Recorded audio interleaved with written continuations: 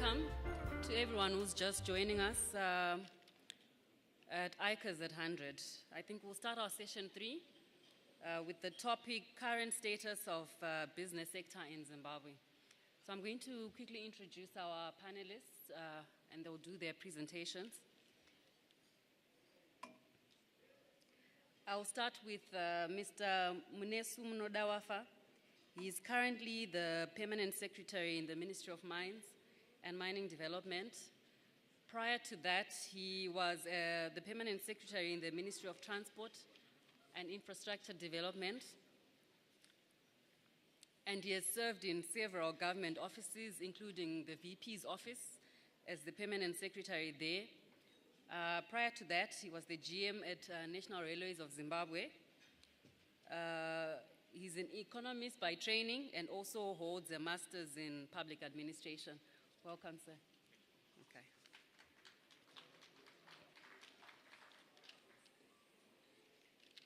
Okay, our next panelist is Mr. Svelani Jabangwe. He's currently the President for Confederation of Zimbabwe Industries, CZI, and also the GM of James North Zimbabwe. He also serves as a member of the Zimbabwe Clothing Manufacturing Association and a past member of ZimTrade. And he's an engineer by profession and also holds an MBA degree. Welcome, Mr. Svelan. Okay. So I'll give each panelist 10 minutes to make their presentation, and then we'll take questions after the presentation. Thank you.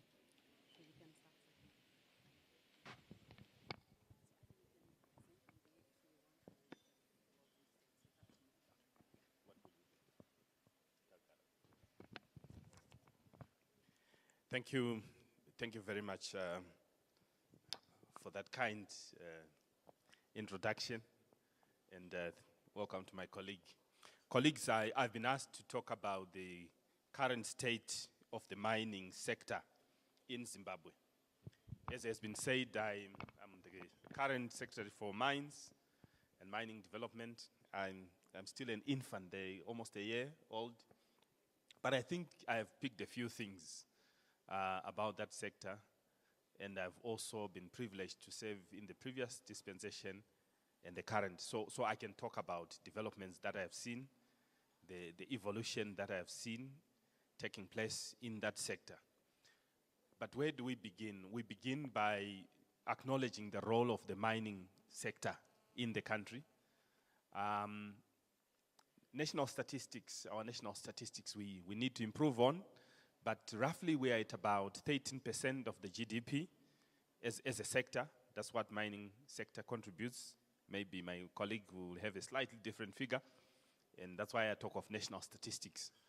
But what I can confirm is that for the year 2017, the mining subsector contributed about 70% of all the forex that was earned by the country, by Zimbabwe. 70% came from the mining subsector. In terms of performance, the minerals that have performed well, you have your gold leading, and my colleague Bosi talked about beneficiation. Gold is beneficiated in Zimbabwe and sold to Fidelity. You have also, in terms of performance, you have your platinum group of minerals, PGMs as they are called.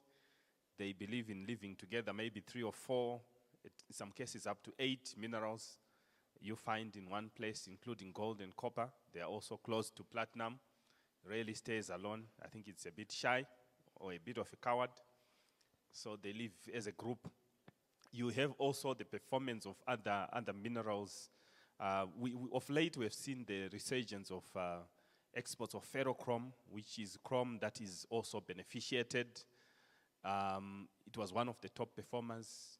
They grew by 283% last year, but it's also because we're starting from low figures.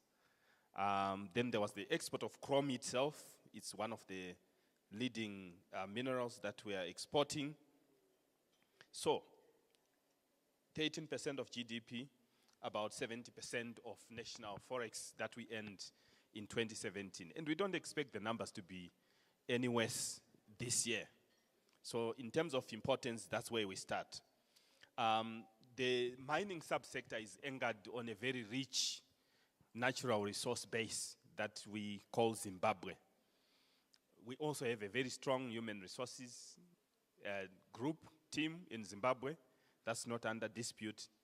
But one of the things we need to discuss when we talk of the state of the mining subsector is the whole issue of capitalization, because that is, in my view, the weakest link. The human resources, the minerals are there, but the weakest link has been capitalization. And I think I'll touch on it a bit later.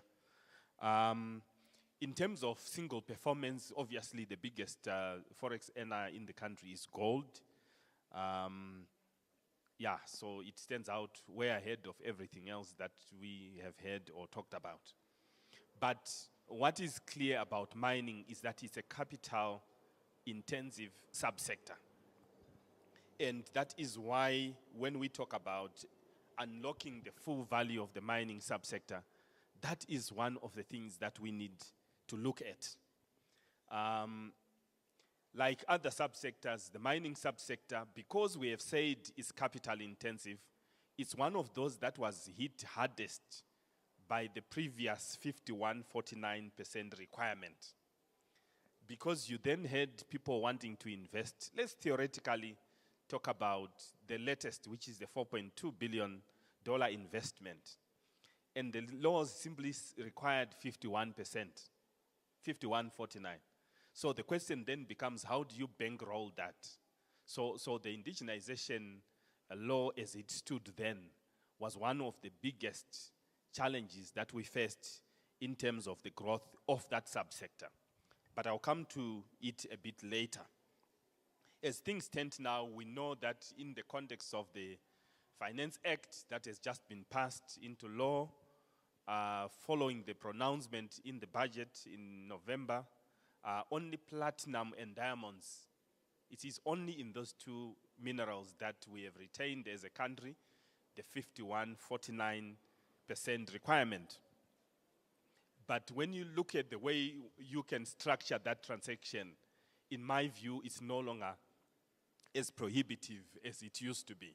In fact, that is why we have been able to structure the latest transaction, the biggest single transaction, in my view, that Zimbabwe has ever had. And I'll talk about it a bit later. Since the new dispensation, and I'm talking about the state of the mining subsector, since the new dispensation, we have seen a number of things that have started to happen, certainly from where I sit. One of the things that we have seen is the renewed and unprecedented number of potential investors that have come to our offices. To me, that is a good starting point. Because, and I talk about investors, not just local, but also foreign.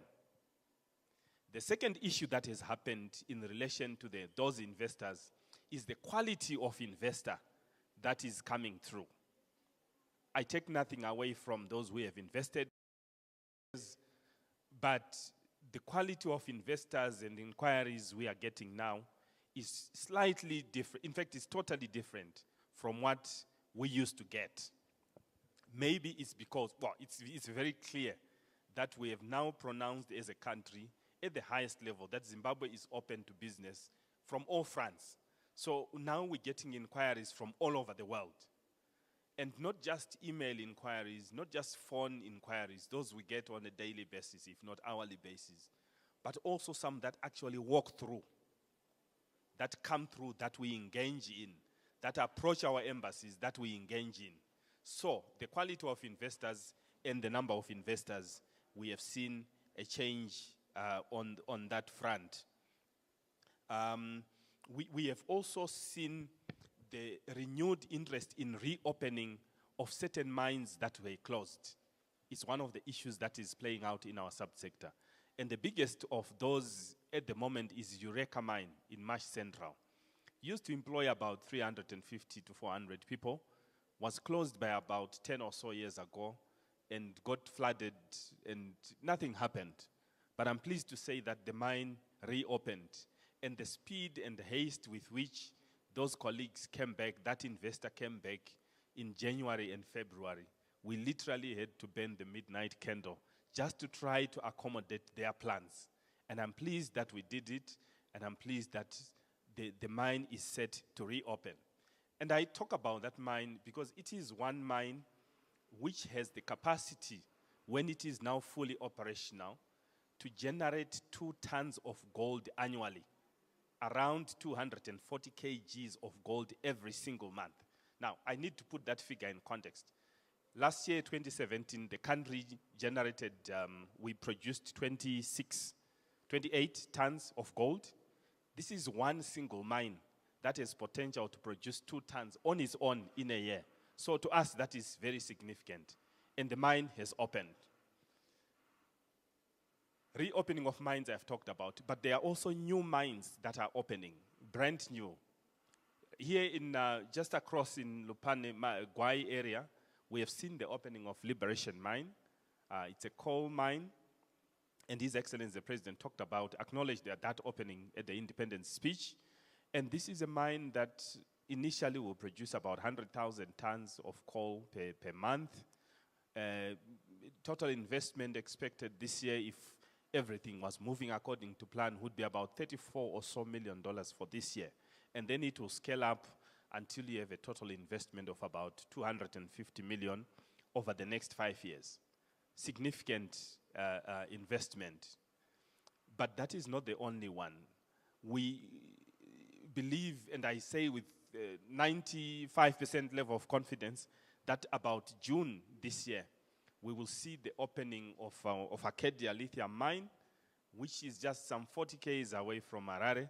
It will be one of the biggest lithium mines in the country. Certainly, it will still be second to Bikita, but when you look at the plan that they have set up, it actually includes beneficiation that my colleague was talking about. So this is a mine that is being set up, but with the clear intention of moving towards beneficiation of lithium. We are not yet sure up to what level. Certainly, they may not be able to do batteries in the short term, in the next 5 years. But from year number 6, there is potential that they could be moving to that level. But in terms of their rollout plans, that is where they are headed. So again, that is exciting. Reopening of old, of previously closed mines, opening of new mines. To us, we have found that quite refreshing. Then, we have also seen the flow of foreign direct investment into that sector, coming in the level or through the mode of capital inflows into the country. We have seen over the last, I would say 6 or so months, the growth of the smelting, ferrochrome smelting industry. I think we largely used to have 2, Zimasco and Zimalloys. But we now have roughly about 12 or so smelting companies. Different sizes, but smelting all the same. To the extent where in the next 12 months or so, as a country, we may have to ask ourselves whether we still want to continue to export raw chrome. I'm not saying we're banning the chrome exports. Please don't get me wrong. But I'm saying we are getting to a level where in the next 12 months, we may have capacity to produce ferrochrome out of all the chrome that we mine in the country. And that is beneficiation that we are talking about. So again, there is growth in that subsector. Then, of course, there is the big, in terms of FDI coming into the country, there's the big one that was signed and witnessed, I think about last month, Karo Resources. Karo Resources want to go into platinum mining in the Selous area. And the total project over the next 6 years, when fully rolled out, they will have witnessed an investment of $4.2 billion US, making it probably the biggest single investment of such nature in the country to date. Is it real? Yes, it is real. In the sense that even as we are talking, they have been pushing us to finalize whatever paperwork remains. And I believe within the next few weeks, and I say weeks, not months, there will be a groundbreaking function. Not just groundbreak and forget, but groundbreak and start mining. Initially, they'll start by mining chrome, that is to remove, because there's chrome around that platinum, and they will go into smelting of that chrome while clearing ground for the platinum mining. So yes, there is optimism in our sector. There is also the growth, there's potential, let me say potential, of lithium, which I've talked about, which is becoming reality, but that is not the only lithium deposit in the country. We have some lithium deposits elsewhere, but there are different levels of exploration. But we also have another product called methane. Exploration has been done, and as I'm talking, there are some investors that are in the country to look at one of the projects. And we believe we have one of the biggest coal bed methane projects in Africa where exploration has been done, not by us, by internationally renowned competent persons. So there is potential for investment and opening up of the coal bed methane subsector. Then, of course, the revival of the diamonds subsector. We know the story of Marange. There was mining that took place. There was consolidation. Then there were questions because there was no production. But I'm pleased to say the Zimbabwe Development, the Zimbabwe Consolidated Diamond Company, ZCDC, is at the stage where I believe next month we will be commissioning state-of-the-art equipment, but also plant for processing of kimberlite diamonds.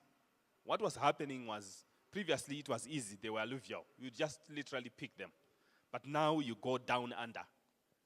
And I can tell you for diamond mines, you really go down under. I visited a mine just this weekend on Saturday, this Saturday in South Africa, where I had to go 845 meters down, almost a kilometer down. That is where they start mining. And they go deeper. They spread themselves from there. So you literally get in a lift which takes you 845 meters down. Then you start tracing the mining arteries. That is the level of diamond mining that we are now looking at. And those mines can last. The particular mine has lasted 102 years. We have reason to believe that with full exploration, we can get something good going, not just in Marange, but certain areas also in Masvingo. Let me try to start winding up in the next 2-3 minutes. Are there any challenges in the sector? Yes, there are challenges. The biggest, in my view, one of the biggest challenges, besides the level of capitalization that I have talked about, and I look internally, one of the biggest challenges we still face as a country is the whole issue of mining title management. Somebody talked earlier on, I think it was the Ambassador, His Excellency, who said mining title is one of the critical things in the mining sector. And I agree, because currently our system has been manual. So we have had unfortunate cases of overpegging of mining title. That leads to disputes, that leads at times to physical disagreements of any nature you can think of, and disruption of production. So we are putting in place a system, and I say we are because, again, we've completed a tender. The only thing that remains is for us to get enough forex allocation to put in place a computerized system, mining cadastre system, which removes any probability of overlaps of mining title. So that is one big challenge that we face. The second challenge that we should acknowledge as a country is that some of the mining methods that we have accepted over the years may have cost us in terms of the environment. If you drive in the Rishavane area, you can't help but feel angry of people, companies that probably mined and left the environment damaged. I think it's an issue that we have to deal with as a country. The Mines and Minerals Act that we are looking at now, that is under consideration by Parliament, provides for a small fund for rehabilitation. So we believe there is hope that we will have rehabilitation. But even in the absence of that, we have also started engaging other government institutions like EMA to say, what can we do together to see that we attend to the environmental degradation that has taken place in some areas. But it doesn't mean that we stop mining because you feel that you may have degradation. No, you mine and do the correct thing, you rehabilitate. The other issue I may want to talk about in terms of the challenges, perhaps is the issue of the 5149 on the diamonds.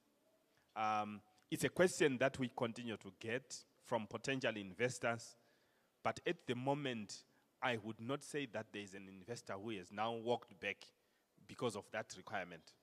But the challenge was, before the passing of the Finance Act 2 weeks ago, it was difficult even for ourselves as ministry officials to clearly stipulate how the 5149 was going to apply in the diamonds and platinum subsector. What do we need to do for us to grow the sector? One of the things we need to do as a country is we need to think big and to welcome big. There's so much skepticism when one talks of a big investment that has come into the country. And it moves from skepticism in some cases to attacks on that project before it even takes off, before there is a problem. Since the signing of the $4.2 billion project, I've seen about 4 very negative articles on that with the heading that attacks that project. But when you read, it's only the first 2 paragraphs. The rest of the project, of the articles now talk about either roads or things that happened in Marange.